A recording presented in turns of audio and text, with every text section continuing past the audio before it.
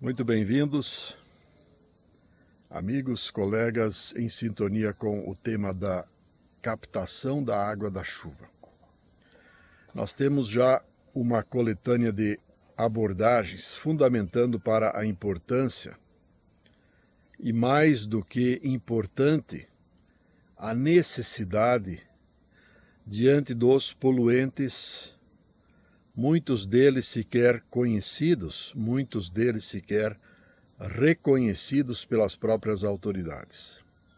Alguns deles verdadeiros tabus, os quais então poucos ousam comentar em detrimento de dogmas de cunho religioso. A exemplo dos cemitérios. Os cemitérios de longa data representam um dos maiores fatores de poluição para as nossas águas. Na atualidade e com o advento das tecnologias, a exemplo da quimioterapia e da radioterapia, tem se agravado a questão dos poluentes a partir dos cemitérios. Se nós olharmos as estatísticas, nós vamos ver que a cremação aparece como uma solução para estes fatores de poluição, mas ainda números muito tímidos em função dos dogmas do sepultamento, então, junto aos cemitérios.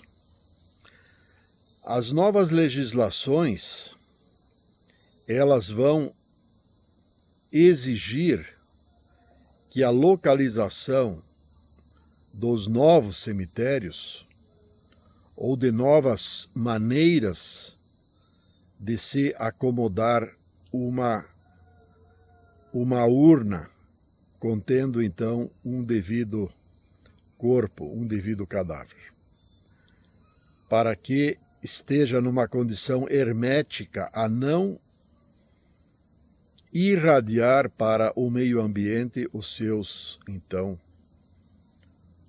compostos orgânicos e inorgânicos.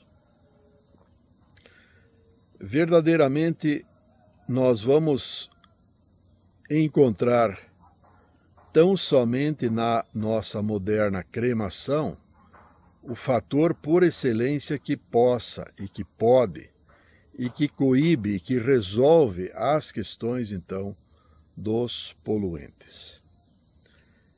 Imagine você que a enormidade de pessoas que estão vindo a óbito, falecendo, desencarnando, por meio de câncer.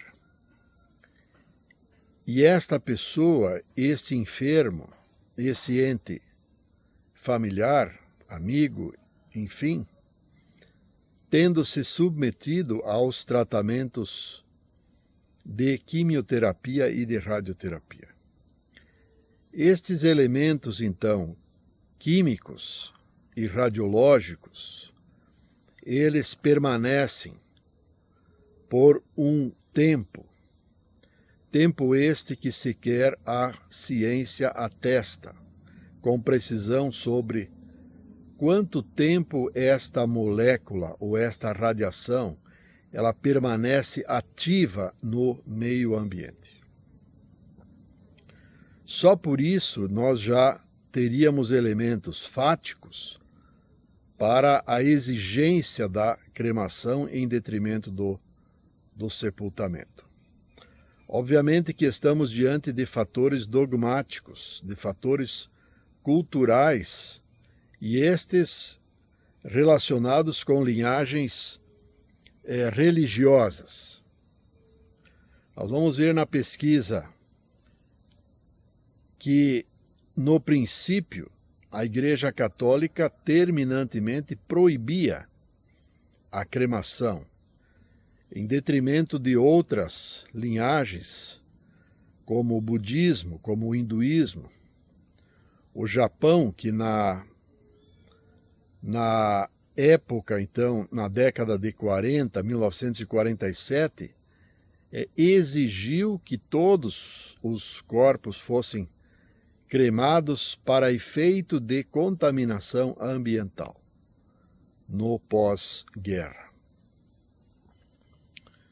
Algumas linhagens permanecem terminantemente proibindo a cremação em nome de interpretações de natureza, então, teológica. Mas os fatos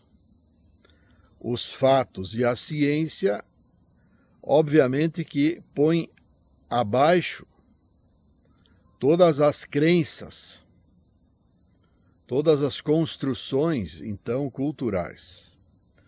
Porque, evidentemente, que uma poluição e um fator de poluição, e estando comprovado